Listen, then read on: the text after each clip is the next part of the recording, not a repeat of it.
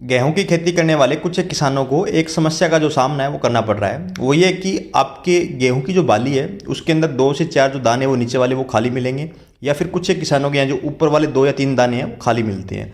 तो आज की वीडियो में जानेंगे इस समस्या का जो समाधान है हम सस्ते तरीके से कैसे कर सकते हैं। किसान साथियों, ये जो समस्या है वो जरूरी नहीं होता कि आपको गेहूं की फसल में देखने को मिले। धान वाले जो फार्मर हैं उनको भी ये जो समस्या वो आती है। उसके बाद में जो कॉटन की खेती करते हैं वहाँ पर भी ये जो दिक्कत है वो आती है। या फिर जिस फसल के अंदर फूल आता है उसके बाद में फल बनता है वहाँ पर ये जो समस्या है वो आमतौर पर देखी जाती है। सबसे पहले तो किसान साथियों, एक बात को आप जरूर ध्यान में रखें कि जितना फूल आएगा उतना फल बनेगा, ये जरूरी नहीं होता। अगर उतना फल बन भी जाता है तो आपका जो पौधा है वो सर्वाइव नहीं कर पाएगा। उदाहरण के तौर पर अगर हम बात करें तो कॉटन की फसल लगा लो, नरमे के अंदर पौधे को स्टार्टिंग में काफ़ी ज़्यादा जो फ्लावरिंग है वो आती है, लेकिन कुछ एक जो फ्लावर है वो झड़ जाती हैं।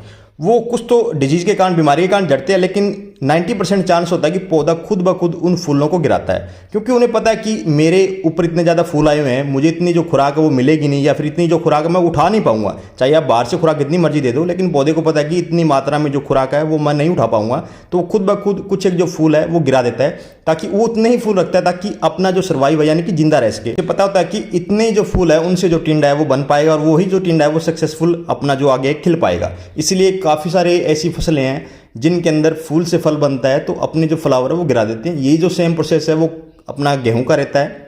नंबर 2 पर हम बात करते हैं कई बार कि मौसम जो है वो सुटेबल नहीं होता, या फिर इतनी मात्रा में जो हमारी मिट्टी है उसके अंदर ऑर्गेनिक कार्बन जो है वो काफ़ी डाउन रहता है। अक्सर आप लोगों ने देखा कि हमारे इंडिया के अंदर जो मिट्टी का ऑर्गेनिक कार्बन है वो काफ़ी ज़्यादा डाउन है, क्योंकि हमें पता है कि काफ़ी सारे ऐसे फार्मर जो 3 से 4 साल तक जो गोबर वाली खाद है वो यूज ही नहीं करते, खाली डीएपी, यूरिया, जिंक, पोटास वगैरह यही डालते हैं। तो वहाँ पर जो आपका जो ऑर्गेनिक कार्बन है वो कभी भी नहीं बढ़ेगा। ऑर्गेनिक कार्बन बढ़ता है कि अगर आप गोबर वाली खाद यूज़ कर रहे हो या केचुए वाली खाद यूज़ कर रहे हो, इस तरह के अगर आप चीज़ें डाल रहे हो तो वहाँ पर आपका ऑर्गेनिक कार्बन बढ़ता है। और जिस मिट्टी का ऑर्गेनिक कार्बन है उस खेतों के अंदर इस तरह की जो समस्या है वो कभी भी नहीं आती, क्योंकि वहाँ पर आपका मिट्टी का जो पीएच मान है वो बिल्कुल बैलेंस होता है। आपके द्वारा जो भी चीज़ें डाली होती है उन्हें पौधा भली भांति उठा लेता है।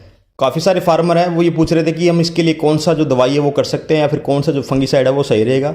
किसान साथियों, इसके लिए आपको कोई भी जो फंगीसाइड वगैरह है या कोई भी जो न्यूट्रिएंट वाली स्प्रे है वो करने की आवश्यकता नहीं। ऑलरेडी अगर आपने एनपीके वगैरह का स्प्रे कर रखा है तो वो काफ़ी है।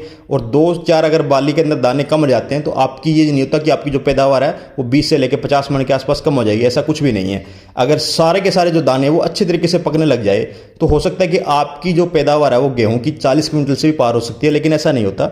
ये पौधे का बिल्कुल जेनेटिक सिस्टम के ऊपर डिपेंड करता है, तो घबराने की आवश्यकता नहीं है। ये किसी तरह की डिजीज नहीं है। उम्मीद करता हूँ किसान साथियों जानकारी आपको अच्छी लगी होगी। धन्यवाद।